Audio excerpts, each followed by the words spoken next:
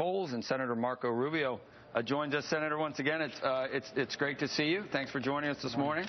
Thanks for having me. And you gave a speech yesterday. We're going to talk about a lot of these ideas that make a lot of sense, and we're going to totally avoid something that happened to you a little bit earlier, where you stepped on the third rail of the progressive movement in terms of global warming. Hopefully you learned your lesson now. Because I'm more than happy to talk about that with you if that's what you want to talk about. No. You know what happens to dissidents in some foreign countries, and I think if you say something is a fact long enough, people, either you start buying into it or in a religious way you become kind of a heretic, and I don't want you to go there. I have learned, repeat after me, I believe the climate is changing. That's all you need to say.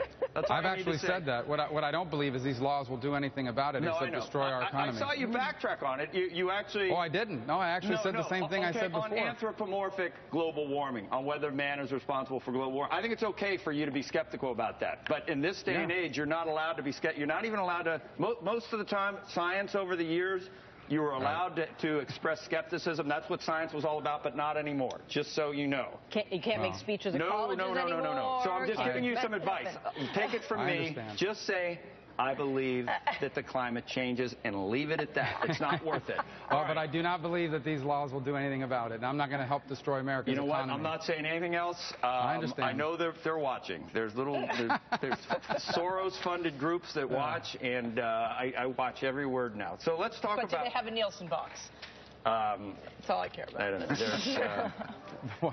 Anyway, Senator, one thing that I think makes a lot of sense is how we get young people to realize. I think it would help if they took it upon themselves to prepare for their own retirement, and that way we won't be, no matter what the government does, if we don't feel like we need the government, maybe we'll be able to avoid becoming an entitlement state full on within 50 years. Well, I mean, part of my point is that these programs, for example, Social Security is a very important program. It was never designed to be the sole source of retirement security. It was designed to be a supplement. That's going to be absolutely the way it is in the future for my generation and younger generations. So what we're trying to do and what I'm trying to figure out is how can we get more younger workers in America to begin to invest in equities? Not just put your money in a savings account or things of that nature, but how can I get you to put your money somewhere where over a period of time that will compound? And the products are available, but if you happen to work somewhere that doesn't have a human resources department or doesn't offer like a 401k, the chances you're going to be doing that are significantly diminished. So what I've argued is that for Americans working in places that do not offer a pre-tax retirement savings plan, they would have the ability to pay into the thrift savings plan that members of Congress have. It's one of the best performing plans in America. A day doesn't go by where we see that Medicare and Medicaid are expanding, and it's here to stay, obviously. But it could be certainly run a lot more effectively. And you make some points about what I thought the Democrats tried to kill, and that is Medicare Advantage plans. I mean, you could learn something for the overall system from the way those are run. Absolutely. My mom is a Medicare Advantage patient, and what she has found, and I have found by watching it, is that these companies compete for her business very heavily, and they market it heavily, and they do all sorts of things. One of the reasons why she picked the plan she's on right now is because it provides transportation. They have quality doctors, but they will pick her up, they will take her. In fact, they want her to go to the doctor because they have an incentive to keep her healthy. If we could create more competition and more options for all seniors on Medicare, beyond just Medicare Advantage, creating that option for everybody, I think you're going to see competition and quality increase. Your point about the retirement security, I think, is extremely important, and I'm glad to see that you're on to this, because one of the big problems we have right now is with people living longer. You have people working for 40 years to support the remaining 20 years, and what that basically means is that you have to have not only higher saving in each of those years, but you really want to get the work life to be longer. And I thought that you were focusing on two aspects of that. The first one was create incentives for people in old age, and I'm now one of those people. And the second was to get savings up by giving you higher rates of return. I wonder if you could talk about that, each one of those a little bit. Well, on the higher rate of return, I mean, look, we're never going to have interest rates anytime in the near future. They may go up, but you're never going to have them at the pace where they're going to keep pace with equities when people are investing in the marketplace. And a lot of people don't have access to that simply because they don't have the time to go down to a financial institution and open up a pre-tax account, or their employer doesn't offer it. So we want to create that option for people to be able to do that, to be able to invest in something other than treasuries, where over a period of time that begins to compound. And I think as people see that succeed, they'll have an incentive to do more of it. As far as working beyond 62 or 65, I think most people expect to work beyond 65, not because they have to, but because they'll want to. I think that's going to be the nature of the future economy. You're already seeing it now. As I joked yesterday, if you don't believe people want to work after 65, take a trip to the U.S. Senate. You'll see quite a few people past the age of 65 who work very hard because they want to. That's a good thing for our country, but we should not punish it through our tax code. I think there comes a point where you should no longer have to pay into that system after you've been paying into it for 40 years.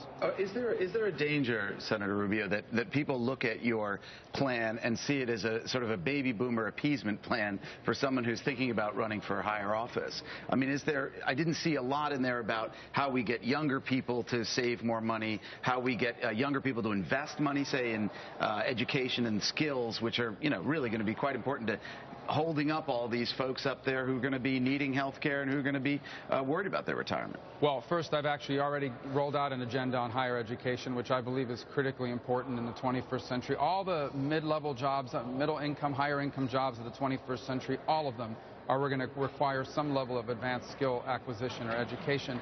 I've rolled out a whole agenda on that. But on the speech, we actually focused almost significantly on younger workers, giving them a vehicle where they can invest their money for retirement by giving them access to the exact same 401k type system that members of Congress have. If you work somewhere that doesn't offer a 401k or some other pre-tax capability to save money, you'll be able to buy into the exact same system that I, as a member of Congress, have access to. That's in there. And the other thing is the long-term viability of Medicare and Social Security. As it is currently structured, neither one of those programs will exist by the time millennials retire. So we've got to address that. That's a huge part of addressing the needs of that generation. Hey, Senator, we're talking way too much substance here. Let me get back to politics here. And Michelle went to Wellesley, so, I'm going to hear about this question because Hillary went to, Anyway, as far as Hillary Clinton's job as Secretary of State, you're not...